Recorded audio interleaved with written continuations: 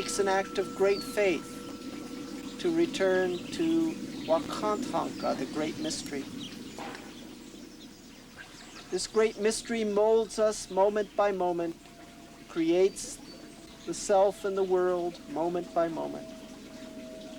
When we become preoccupied with the self as an object and the world as an object, then we fail to see the movement.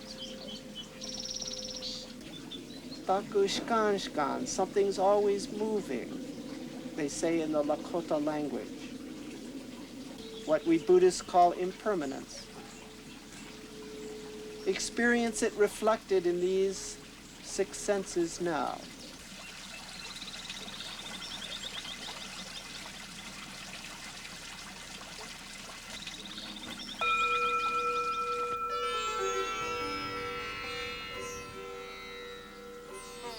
So in Buddhism, there is the surface level, which is sort of our ordinary reality, where there's an individual personality.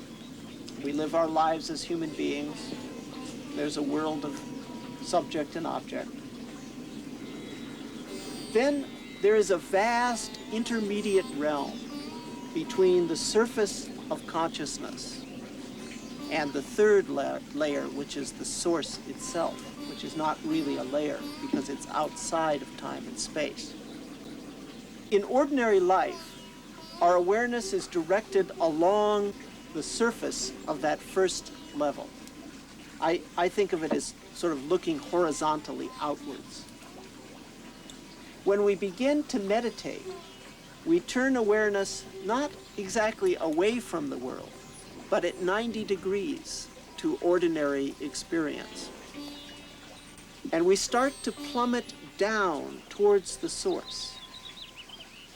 In doing that, we traverse this vast intermediate realm. Now, on one hand, in that intermediate realm between surface ordinary awareness and the transcendent source of things, that is what is called in the West the unconscious, the subconscious, etc. And in the West, when we look at different kinds of psychologies, we find that some of them view that unconscious as the storehouse of all of our problems, and some view that unconscious, subconscious as the place of inspiration, spiritual energy, etc. For example, if you contrast Freud's ideas with Jung's ideas about the unconscious. In point of fact, it's both. That's where our cravings and aversions, the forces that limit us, the forces that prevent surface awareness from touching the source, are all there in that intermediate realm.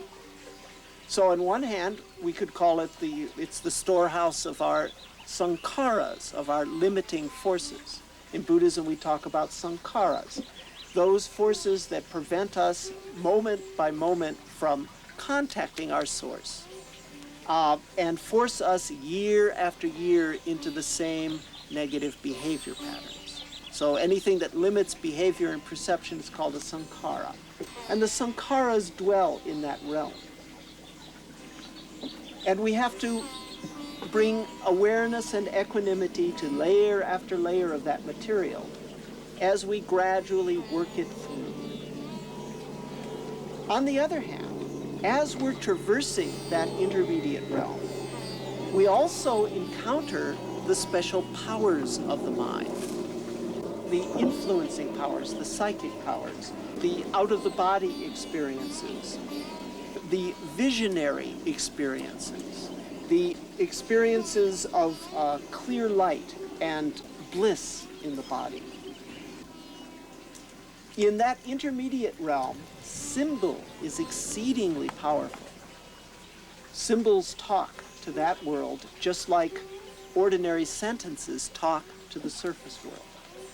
And of course, the third layer of consciousness, which is not a layer, the source, needs no talk at all.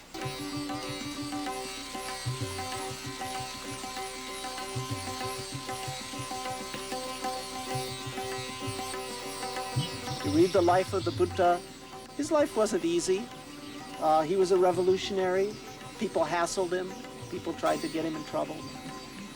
That ordinary human body that is on the surface is called the Nirmanakaya, the body of appearance. The extraordinary bodies that we encounter in the intermediate realm, the gods, the ancestors, the entities, the demons, the spirits, that's called Sambhogakaya. That's the world of the archetypes, the glorious bodies. That's literally what Sambhogakaya means. And the source is called Dharmakaya, nature itself. Kaya means body. So in Buddhism, amongst the myriad of theories of consciousness, one of them is this three-level theory, the so-called thrikaya, or three-body theory.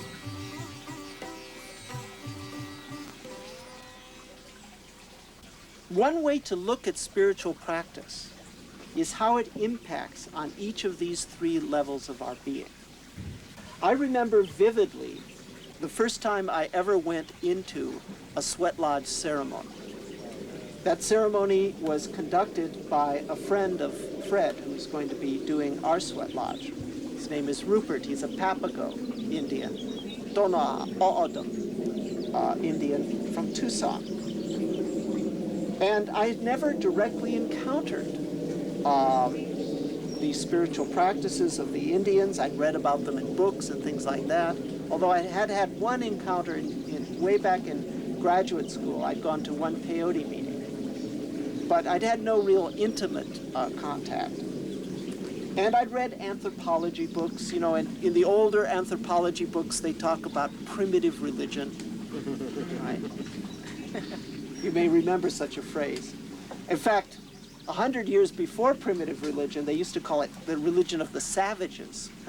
Anthropologists even used that word, savages, back in the 18th, 19th century.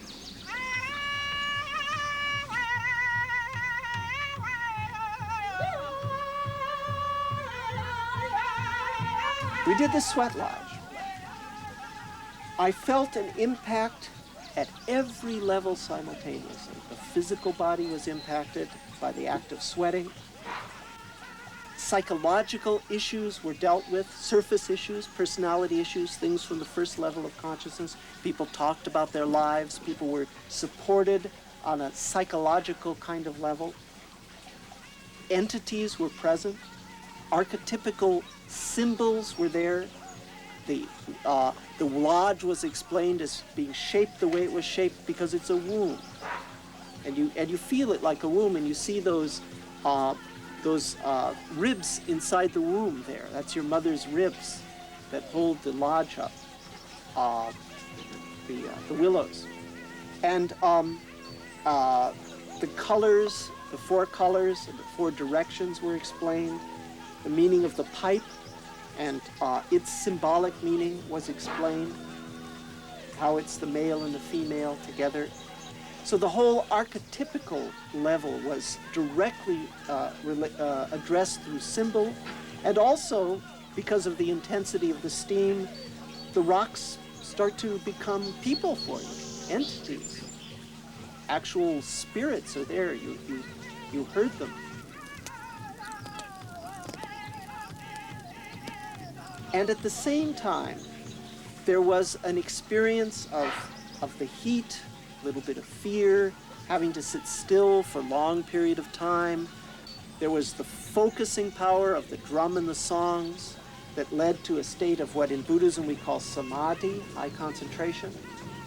And in that state of high concentration, there was nothing to do but experience the heat and the other sensations in the body with equanimity, acceptance, and everything was supporting that situation.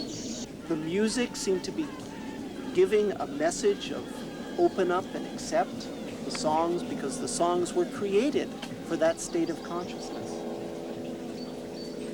So that there seemed to be a breaking up of the sankharas, what in Buddhism we call the sankharas, the impurities, the holdings, the cravings, and the aversions, the tendencies to congeal consciousness. It seemed as though the steam itself and the music and the sounds were literally softening the self.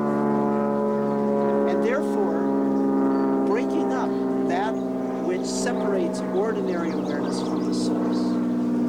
According to Buddhism, we will contact the source immediately if it were not for the existence of these congealing tendencies. Therefore, the entire process of vipassana meditation, Buddhist meditation, is called visuddhi in the Pali language, which means purification, the very word the Indians use. And one felt that at the deepest level, that which was getting in the way of touching the source was being broken up by the ceremony. So that at every level that one would want to deal with, at the surface psychological level and the level of the physical body, at the archetypical symbolic level and the level of healing energies, special powers, contact with entity, channeling, psychicness at that shamanic level, and then at the truly deep level of purification of consciousness itself. All of these levels were impacted simultaneously by this thing called a ceremony. So I got out of this sweat lodge and I felt all of these levels of my being. Each of the three of the Buddha's bodies had been nurtured by this ceremony. And the first thought that went through my mind as I got out, it was not like the sweat we're going to have here, which is going to be a mild sweat. It was an intense sweat. It was very hot. And, I just barely was able to crawl out of the thing and make my way out. And I was lying there on the ground, and I just started to chuckle. And this thought went through my head. Oh, so this is what they call primitive religion. And that primitive was like in big quotes, okay? Primitive religion. Yeah, right, primitive. It was so subtle, it was so sophisticated, and it impacted, perceptibly at each level of the being, simultaneously as a single event. In other words, it was so skillfully woven to hit you at all those levels at once. Yeah, right, primitive. I guess what happened was that clearly a stone knife is more primitive than a metal knife. So when, that has to be recognized. So I guess what happened was when the Europeans came, they saw that the material culture was basically more primitive. So they simply assumed that the psychological and spiritual culture was more primitive. And this is they labeled it primitive religion. It's absolutely hilarious.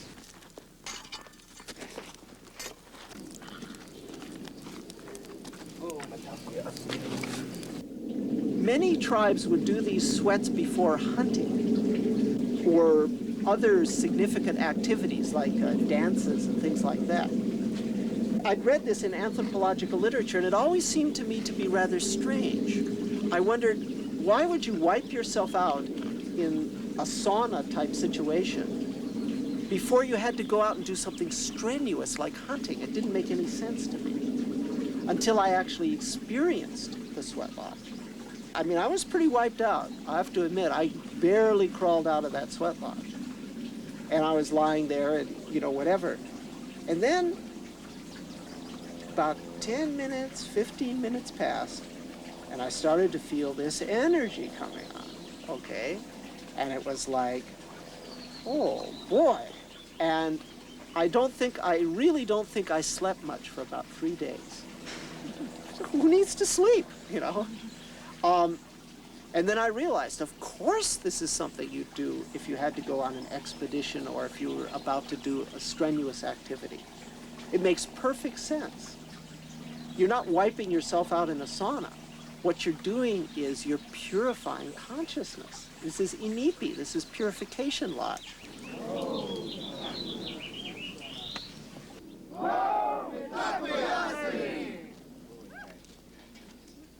Not so loud, though, okay? According to the Buddhist theory of consciousness, these sankharas are something like friction in the flow of our six senses. Now, what is the effect of friction in your car if you don't lubricate the engine properly? What impact does that have on consumption of fuel? Increase. What impact does it have? You're going to use a lot extra gas, right? Why? Because the parts are rubbing against themselves, and that makes heat. The heat doesn't do anything productive, and in fact, it could even damage the engine if too much built up. But it takes energy to make that heat, and that energy is all contained within the fuel of the car. So if the car is not properly lubricated, it has three effects. It uses extra fuel, it makes heat, and it may even damage the car. It shortens the life of the car. Something exactly like that is present within these six senses, which I'd like to remind you are still operating. As you're listening to me, you understand what I'm saying? Hearing is happening. Feelings are rising. If you're enjoying what I'm saying, if it's productive, oh, there's some subtle pleasant sensation. If I say something that's confusing or inappropriate or that you disagree with, there'll be unpleasant sensations. Ideas are arising in response to the words I'm speaking. Right now, the six senses are operating, and hopefully most of you are continuing to meditate. Don't worry about understanding what I'm saying. It will sink in. The intuitive parts of your being will process everything you need to hear from me. But be very aware how the senses come and pass away. There is, in the operation of these six senses that moment by moment give us the sense of self and world, something like friction. In Buddhism, it's called klesha or sankhara. Klesha means impurity. Sankhara means limiting force. The same three effects happen in the flow of consciousness as happen in your car. Heat is produced, the engine is injured, and extra fuel, unnecessary fuel, is consumed in the car. What happens inside us? Whenever there's this friction, and unfortunately the friction is largely unconscious, by the time we've heard, we've already congealed hearing. By the time we've had pain in the body, we've already congealed it into a thing called suffering. By the time we've felt pleasure, we've already congealed it into an object that is less than permanently satisfying. The friction is subtle and subliminal. In any event, it causes the analogy of heat. The friction inside of us, the heat is suffering, is a sense of unsatisfactoriness, or put alternatively, a lack of a sense of perfection in each moment. A sense of perfection independent of circumstances is the definition of enlightenment. The presence of that friction makes a heat called dukkha in Buddhism, suffering, the sense of each moment being less than perfect. And it damages the engine. In this case, it means that that subtle friction damages our life. How is it that people in this culture go from passionate love to acrimonious divorce in just 5 short years? How does that happen? It happens because of the presence of that friction in the mind-body states that arise from interpersonal interactions. And that friction causes a suffering in the moment, but it also distorts, just like heat will bend the engine, distort the engine so it doesn't function properly. That friction distorts our life and makes us yell when we merely need to be emphatic, makes us hit when we merely need to yell. So that's analogous to damaging the engine. And the friction uses up energy. Enormous amounts of life energy go into fighting ourselves without even knowing it. It's the tragedy of our species. The real tragedy is we don't even know it. Fortunately, there's a way of reversing that process. And that way is whenever we bring the qualities of attention and acceptance to the flow of these senses, then we are releasing that friction permanently. Of course, the converse is also true. When we fail to bring the qualities of attention and equanimity to the flow of these six senses, unfortunately, we're putting in new gritty particles, okay, that represent new friction. So if you do a purification ceremony, in Buddhism we define purification as the breaking up of the sankharas, the internal friction, what the Buddha called tanha, grasping. One of the results of this is that you're going to get a lot of energy freed up. And if you're living in a primitive life where you have to go out hunting or other strenuous activities, yes, you might well want to go into an intensely challenging physical ceremony before you go out hunting. And it just became completely clear to me, and it would never have been clear by reading any anthropologist's description of native cultures. They just tell you, oh, they used to sweat every day. They'd sweat before they hunted. But when you actually experience it, then you understand, aha, yeah, of course, this is what they would do. So if when you go into a sweat lodge or any other ceremony where you have to make a physical sacrifice, if you bring those qualities of awareness and equanimity, then you will find that you get energy that you're not drained, that your level of suffering is diminishing, and that your life is changing. So this is why these ceremonies are purification. The ceremonies themselves are set up to encourage you to be in a state of awareness and acceptance. The ceremonial context is the meditation of the native cultures. Those songs you'll be hearing, they're very powerful. They're not like other kind of singing, because the songs were created by people in altered states of consciousness, and they induce altered states of consciousness. They were created by people that were forced into states of high focus. Therefore, when you listen to that song, you will enter a state of high focus.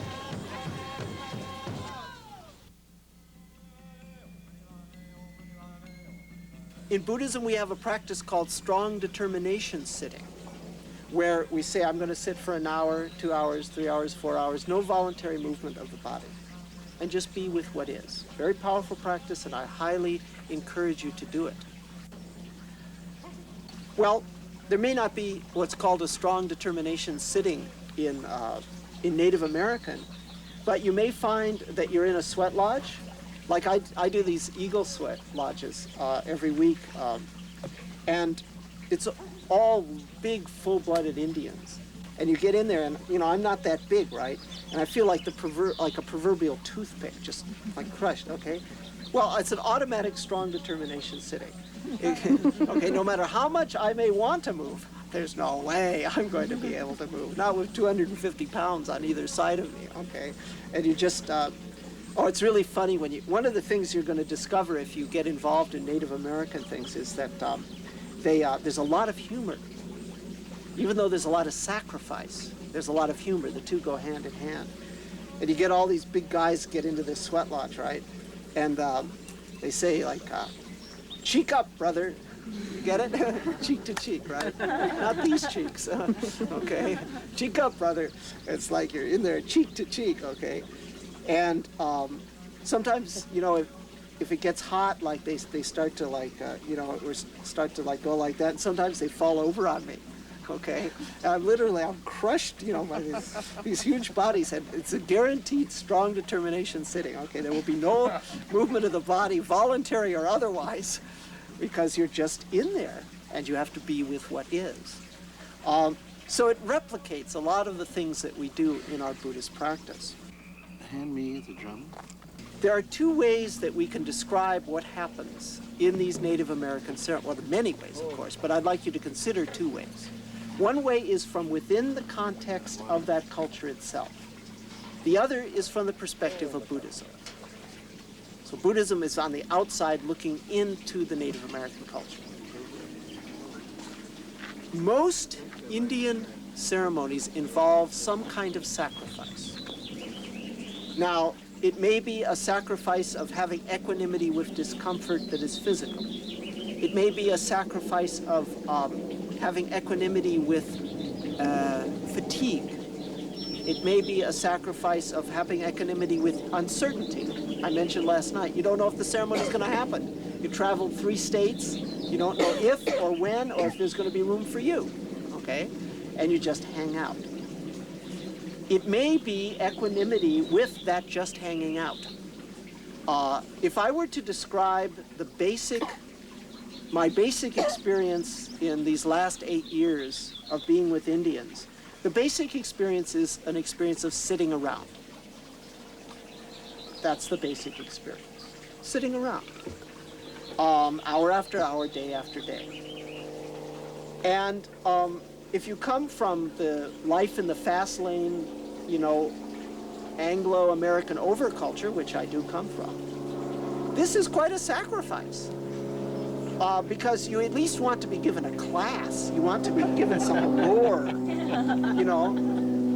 Okay, if I have to sit around, well, let them explain to me some interesting thing that other people don't know about their culture. But no, you know, you're not allowed to ask questions, okay? In fact, that's one thing, you know, the white people tend to be very impatient. They start asking these Indians, you know, what does this mean and what does that mean? You very quickly run up against a brick wall, okay? That is not what you're supposed to be doing. What you're supposed to be doing is watching, listening, sitting around, and have equanimity with the fact that nothing is happening. Okay? Nothing special is happening at all. You're just sitting around, people are smoking cigarettes, and they're talking, and it's like hours and hours and hours, and just time is passing. I remember when I was a kid, you know, you used to watch these like Tarzan movies and John Wayne movies, and you see these, quote, primitive people, you know, the Africans, the Indians, and you'd see them portrayed as sort of jerky people, you know, that are you know, hitting these drums and dancing around, and, you know, but what they don't tell you in the movie is they've been hitting that drum and dancing around for 3 days without sleeping, okay? What kind of person can do that? What kind of consciousness, what kind of concentration power is built? I mean, if you Om for 15 minutes, you get a little concentration. Well, how about hitting a bell or a drum for 3 days? What kind of concentration, what kind of alteration of consciousness is built? So anyway, there's a sacrifice involved. And often, it may be the sacrifice of inconvenience. Ceremonies aren't convenient. Having equanimity with that sacrifice. From the Buddhist perspective, whenever you have discomfort and you bring equanimity, which is an attitude of acceptance and patience, you'll be sitting around the sweat lodge for a couple hours while other people are sweating. Just sit, be in a meditative state, be aware of the expansion and contraction of mind, body. Whenever we bring equanimity to the flow of experience, according to Buddhism, we are purifying experience. So from the Buddhist perspective, the basic reason that the ceremonies work is that they are a powerful context to bring awareness and equanimity to what may be an uncomfortable, a slightly to exceedingly uncomfortable situation. However, that is not the way the Indians look at it. From their perspective, they have a different model. They are asking Wakantanka. I'm using the Lakota, the Sioux word. Waka means sacred, or holy, or mysterious. And Tanka means big. W-A-K-A-N-T-A-N-K-A, if you write it out in the Roman alphabet. They're asking Wakantanka, the Great Spirit, God, grandfather, Tonkashila, grandfather, Unchimaka, grandmother. They're asking that they may live. The magic word is to live. Live and breathe. That they may have a good life for themselves and for all the oyate, for the people. That's why when you go into the sweat lodge, you say, Aho, mitak oyas in.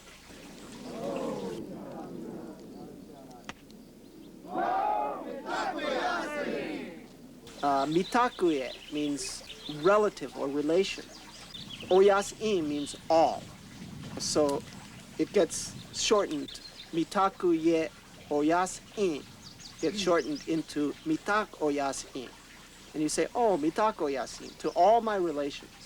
When you get done talking to all my relations, you're asking for a good life for you and all your relatives, all of creation and all of your blood relatives, your friends too. But you can't ask for anything until you give something. It's not right.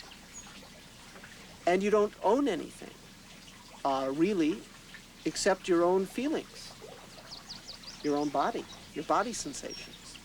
So you give of your own body in some way by being patient with fatigue, or heat, or maybe even being cut in some ceremonies, physically slightly scarred.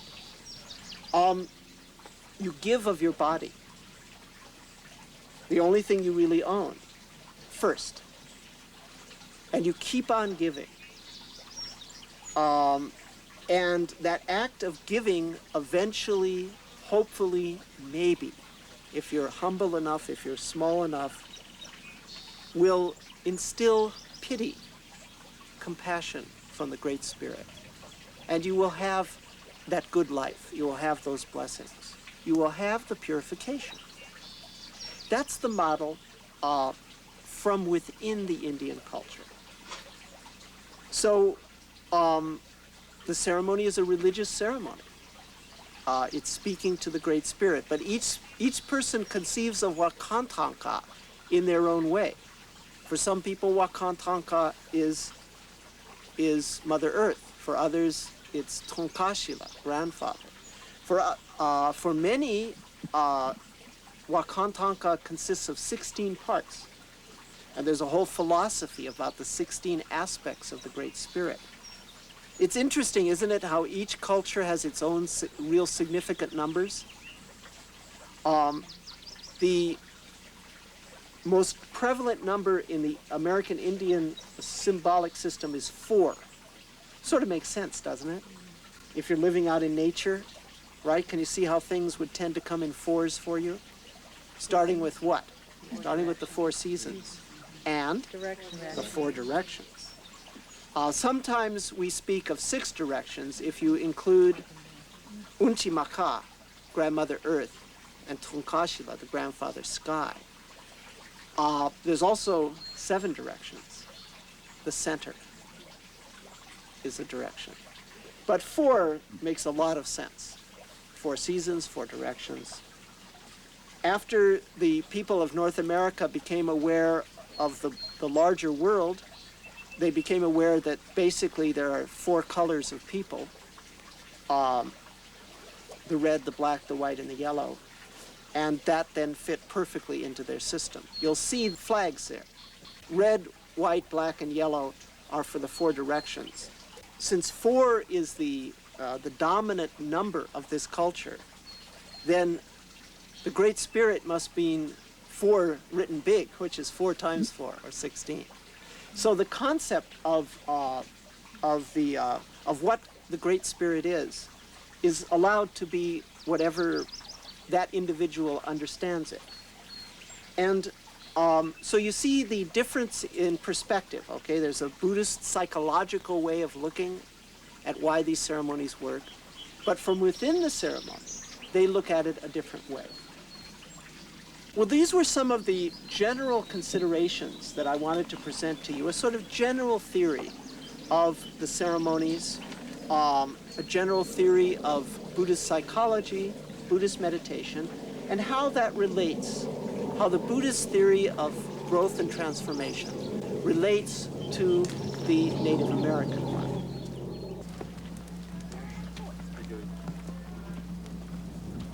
The ceremony moves very naturally. You just have to focus on that you came to pray to God about your heartfelt concerns. Get in touch with your heartfelt concerns. And don't just say pretty words that sound good in your prayers or in your thoughts even, okay? There's things that actually really bother you in your heart, or things that really delight you personally. You are delighted by certain things.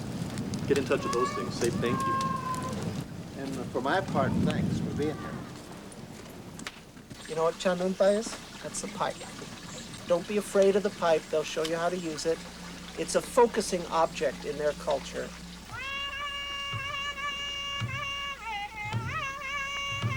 What's in the pipe is kanik-kanik. Kanik-kanik is a mixture of red willow bark, bearberry, tobacco, and other herbs. It is the traditional smoke of the Plains Indians. That's what's in that pipe. Tobacco, and actually mostly red willow bark is what you're smoking. So there's nothing in there that's, not natural or whatever. A very important part of the ceremony is when you load the pipe, and we'll be doing it out there. They pick up the tobacco and they hold it to the 7 directions. Okay? The east, the west, the north, the south, above, below, and the center. And they take 1 pinch for each direction and you put it into the pipe. So what you're doing is you're gathering the whole universe and all your prayers into that pipe when you're loading it. And there's a special song, which is the pipe loading song, which you'll hear us sing, which goes, Kola leche lechono, friend, do it this way. Hechanuki, if you do it this way. Netonkashila, your grandfather, Waniangutelo, will come down and talk to you. Okay? It's a very beautiful pipe loading song. So the pipe will be loaded, and so since everyone's prayers have gone into that tobacco, when it's smoked, you see it come out and go and disperse back into the universe, go up to Great Spirit. The pipe is a focusing mechanism, and it is the center of the Lakota religion. It is to the Lakotas what Jesus is to Christians. It's the thing that allows them to directly communicate with the Great Spirit. So it's the intermediary, the thing that makes the connection between the person and the source. So it's used that way. They talk about using the tobacco, using it in a good way. It's called a sacred pipe, a chanunpa. It is not called a peace pipe. If you call it a peace pipe, Fred will correct you, okay? The reason why people call it that is because if you carried the pipe, you wouldn't be attacked. Even if you went through hostile territory, the pipe was held in absolute awe. So that meant you were on a peaceful mission, you might say. So I guess that's why they call it the peace pipe. And it's also smoked to make commitments. Anything you say on a pipe within Indian culture, you better be ready to stand by your word. When a person makes a vow to Vision Quest, they're in the sweat lodge and they're holding a pipe with the bowl towards them, stem out like this. And they just hold that pipe for the whole sweat lodge. And they say, I'm going to go up on the hill, and they're asking the sweat leader to put them out on the hill. And they ask and they say, I want you to put me out on the hill. I'm going to go 4 days, no food, no water, no shelter. I'm going to ask for a vision. And they just hold that pipe. And their mentor, the sweat leader, warns them of the terrible difficulties they'll go through, how hard it is. And he says, or she says, think real hard. You still have that pipe in your hand. Think real hard throughout this ceremony, this sweat. Are you ready to do this? Still have the pipe in the hand means when that pipe is placed in the medicine person's hand, is transferred, you have made your commitment. As long as you still have it there, you haven't made that commitment. As soon as you've given the pipe to the medicine person, you've made your pledge. And you have to think real hard. Are you ready to do this?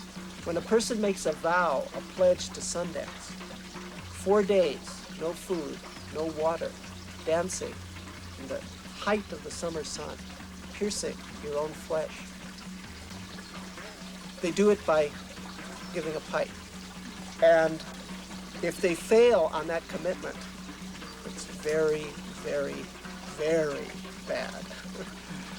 And that's impressed on you very strongly. So the pipe is used in that way. It's a connection to the source, it's a focusing device, but it's also a way of assuring absolute sincerity in interaction. So whatever, they used to do a lot of things to try to deceive other tribes, but what you said on a pipe better be true. Okay? You're bonding a relationship that can't be broken. It's just a spiritual principle with my dad, because that's the pipe he carries, and also with each other. So we don't want to ever betray that. You got to remember that we're once you share that pipe, well, we're friends from now on. Okay, we better work it out. What typically happens is you start out with sweat lodges. You start coming to sweats. That's typical. After you've been sweating for a while, it may happen that you're given a pipe, and you start to learn how to use a pipe and how to be focused with the pipe. After you've done that for a while in this case could be in 4, 5, 6, 7 years, they'll ask you to go on a vision quest. Vision quest means that you go up on a hill, and for 4 days and 4 nights you just sit, surround in a very circumscribed area. You put tobacco ties all around you, make like a fence of tobacco ties, and you sit there for 4 days. No food, no water, no shelter. If possible, if you can do it, no sleep. If you need to sleep, okay, you lie down. But you're completely alone. And they call it Hamblechaya in the Lakota language. That means crying for a vision. Crying for a dream, literally, is what it means. Ha means a dream. A hamble is a dream vision. And cheya means to cry. Hamblechaya. It's one of the 7 Lakota ceremonies. So you hamblechaya for 4 days. And during those 4 days, you make a big sacrifice, very hard. You're left completely alone. You've never had the experience of watching the sun come up and go down, and the moon come up and go down, and that be all there is. Even though you've lived on this planet those many years, you never saw the complete cycle, okay, what that is. So you see that for 4 days, and no water. Fasting is a sacrifice, but thirsting is a much deeper sacrifice.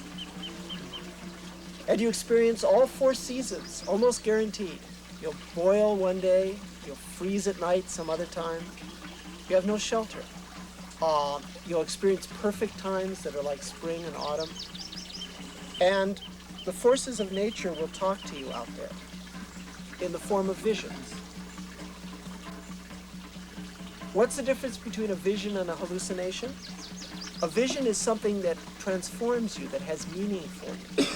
They do a sweat for you before you go up on the hill, and you sit in the sweat. And the night before that, they give you a feast. Fred did this for me. He was my vision quest master. And at the feast before you go up, you can have anything you want, because you're gonna have to go, for 4 days. So, you can order anything you want. And then, What did you want? I didn't ask for anything special, but everything tasted awful good. So then the next morning they give a sweat, and everybody wishes you well. You smoke a pipe in the sweat, and that's from that time on, you talk to no one, and you carry nothing. You just have a pipe, and you walk up on the hill. An assistant carries all your things for you. They set you up, and they put you in this little enclosed area, and they give a beautiful blessing on you, touching you, and they leave you. And you cry up there for a vision. Until something comes to you, something that tells you about how you're going to live your life. Then, after you've been put up on the hill, they may ask you to Sundance, which sort of represents the pinnacle of involvement in the Red Road, as the modern Red Road is, as it is now being practiced among contemporary Indians like Fred, like Wolf.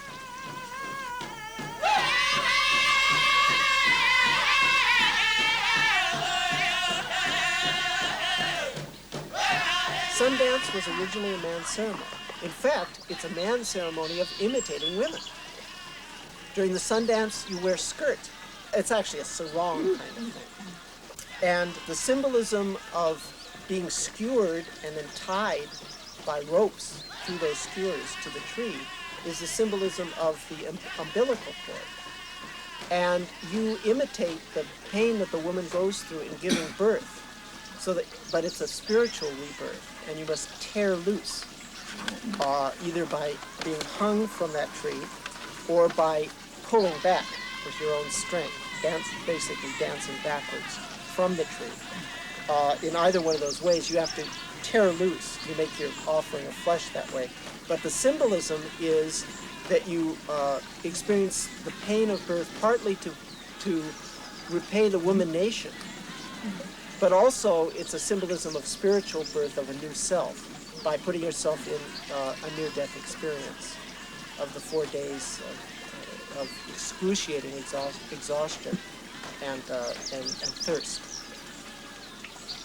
But so it was a man's dance. But in the modern Sundance, women dance. Clearly, not everybody is going to be ready even to Hamblechea. But Sundance is a whole other magnitude of sacrifice. They tell you it can't be done. You're supposed to die after 3 days without water.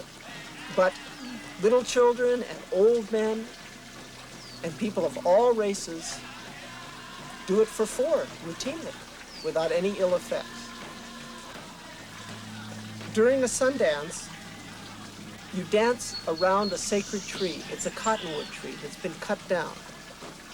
It's actually been hunted as though it were an animal and cut down. It made its sacrifice. It's put in the middle of something they call an arbor. Arbor is another one of these special uses of the English language. It doesn't mean what you think. Arbor usually think is an area with trees that's shaded. But arbor, there is a shade arbor, which is like a ramada that's around where the supporters are. But the center arbor, the dancing arbor, is exposed to the sun, and in the middle of that arbor is the tree. And around the tree are literally thousands of prayer ties. That is to say, tobacco that is wrapped in colored cloth that somebody has said a prayer on when they wrapped it. Literally thousands of these from the dancers and all of their supporters are wrapped around the tree to where you can hardly even see the tree. And you dance around that tree in a very simple step movement, without food or water, with some rest, and rest at night. And while you do this, you're meditating, you're praying, you're connecting. Now, it's interesting how the concentration is built. The singers are singing all the time. They've got big drums, the kind of drums that 8 people can sit around. And you have singers under the shade arbor that are singing. And they're singing the songs, some of which you'll hear in the lodge. While they sing, you dance in rhythm. Now, there's a downbeat. You know, usually, if you listen to the beat of Indian songs, you'll hear there's a strong beat, light beat, strong beat, light beat, like that. So there's a downbeat. So it's like, da, da, da, da, like that, okay? So on each beat of the drum, you raise and lower your feet. So it's a very simple step. And you sort of bounce in between like this, okay? And on the downbeat of the drum, you blow through an eagle bone whistle. You breathe out through the eagle bone whistle. It's a whistle made from the bone of an eagle, the wing bone of an eagle. When you get an eagle bone whistle, you realize what an awesome bird an eagle is.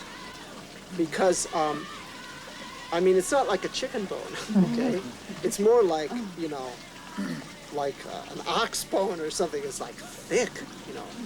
And the whistles they're notched, and there's a little feather at the end of the whistle. When you blow through it, it makes a high tone and a low tone. And on each downbeat of the music, you breathe out through the eagle bone whistle. So it gives this pee, pee, pee sound like that. And of course, it's calling the spirits, but there's something else it's doing. Every dancer has to listen to everybody else's whistle. Those whistles have to be in perfect sync. So your body is in perfect, your movement of the body is in perfect sync to that music. Your breath is perfectly coordinated with everybody else's breath because the tones overlap. So not only are you breathing at the same time, you're breathing in exactly the same pattern as everyone else there. And you don't really blow the whistle, you simply breathe out on the downbeat of the music. Your eye is fixated either at the sky, the sun, or the tree at all times. And if your eyes wander, there are helpers that circulate around that say, look at the tree, brother, okay? So for 4 days, your body is moving with the music, your breath is in perfect sync with everyone else, and your eye does not wander.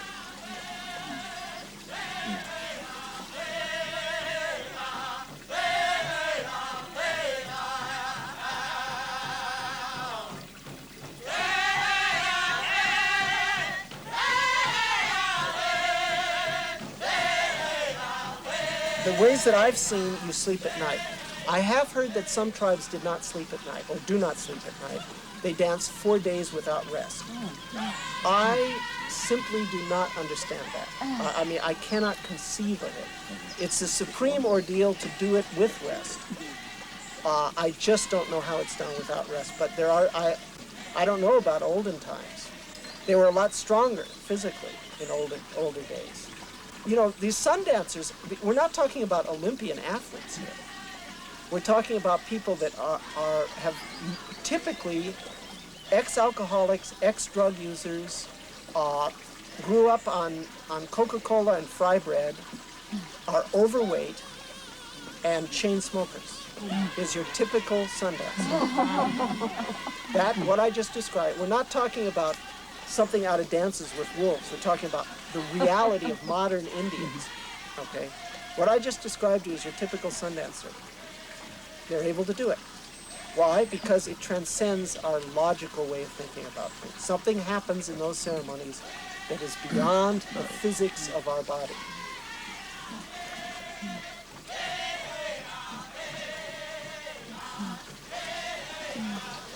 You become very focused as you're dancing. You have discomforts that you greet with equanimity, and you pray, whatever prayer means for you. Whether it's having conversation with the Great Spirit, whether it's talking and seeing your ancestors, your dead relatives, whether it's communicating with spirits, because remember, there's the 3 levels. And I'll tell you, if you want to get to that intermediate level, okay, 4 days without food or water and not much rest, you know you're going to have some visions. You know you're going to see some spirits there. You're going to plunge into those depths of your being. There's something else that happens, and this is a little hard for people to understand. If I describe it to you in the simple anatomical reality of it, it will sound grotesque and off-putting. But when you see it, it's done with great dignity, peace, and beauty. And that's called piercing. The way the men pierce is you're cut typically over the pectoral muscle, It's all done very hygienically. I mean, you know, they know about AIDS and hepatitis. Okay, they use sterilized, separate blades. But you're cut about an inch, two parallel cuts about an inch apart and about an inch long over each chest. And then skewers of wood that you carve yourself, made out of a tree called chokecherry, are threaded under your skin and muscle. And muscle? A little bit of muscle, mostly skin. As I say, it sounds, you know, I see some people are already wincing, but when you see it done, okay, you lie down on a beautiful buffalo hide, and it's your friends that are piercing you, someone you really trust, and they hold fresh sage right over your nose. The odor of the sage is so heady that it just completely relaxes you. Everybody is very relaxed. If you saw that movie, A Man Called Horse, they show him being pierced in there, okay? They make him Sundance. But in there it's done as a display of macho. And when they pierce him and they hang him, and you see his skin stretching like that, which is what happens, okay? The stretch is a foot before it breaks. He screams bloody murder, okay? He cries out and he screams and he carries on. That is not what happens at a Sundance. It is the exact opposite. People get very peaceful, very still, very relaxed. And it's very beautiful. So you've got these skewers through your body, and the ends of the skewers are sticking out. Those are attached to thongs, and that's attached to a rope that's attached to the tree. And sometime during the Sundance, you have to pierce, and then you have to break. You have to get loose, either by your own efforts of pulling yourself loose, or they have 4 people, they throw the rope over the tree, and 4 of the biggest guys they can find pull you up, and you hang until the skin breaks. Now I know it sounds, as I say, it sounds horrible, but actually it's a very beautiful moment. And when they hang like that, you have eagle fans in both hands, and you just shake them like this, and you just fly like an eagle. And of course that also works the muscles and helps break loose. That's called piercing and breaking, and that's part of the Sundance. Then you're marked, of course, with very distinctive scars. If you saw Dances with Wolves, a lot of the people had Sundance scars in there. I don't know if you need to look for it. That's not makeup. It's because so many young Indians do Sundance. So that then anybody that has those scars at a ceremony is looked upon as somewhat like a minister. It's sort of an initiation in becoming a minister. And the very last round of the Sundance is incredibly beautiful. When you dance, all your friends are around, and anybody that needs support is around. They're with you, maybe dancing with you, but just not in the sun. So maybe you have 60 dancers and 300 people that have been around the arbor imbibing what's been going on. The very last round, all the dancers go around and they physically touch every single person that came to that Sundance. And they make direct eye contact. And you bless. And whatever a screw-up you may have been in your former life, okay, and whatever you may eventually become, after 4 days of that dance, you are ready to bless the people, okay? And every Sundance dancer goes around and touches every single of the supporters and makes eye contact. And I remember the first time I went to be a supporter at a Sundance, and you got 60 people come and touch you, and you're looking into their eyes, and you're looking into the eyes of 60 people that have just shared a near-death experience in a spiritual context. And their blood is on you, and it's like, and their bodies are just literally burned black. But their eyes are just bright shining. It's a very, very impactful experience. You're contacting something. You're being blessed. So that's a Sundance. It's like a 3-month retreat rolled into 4 days.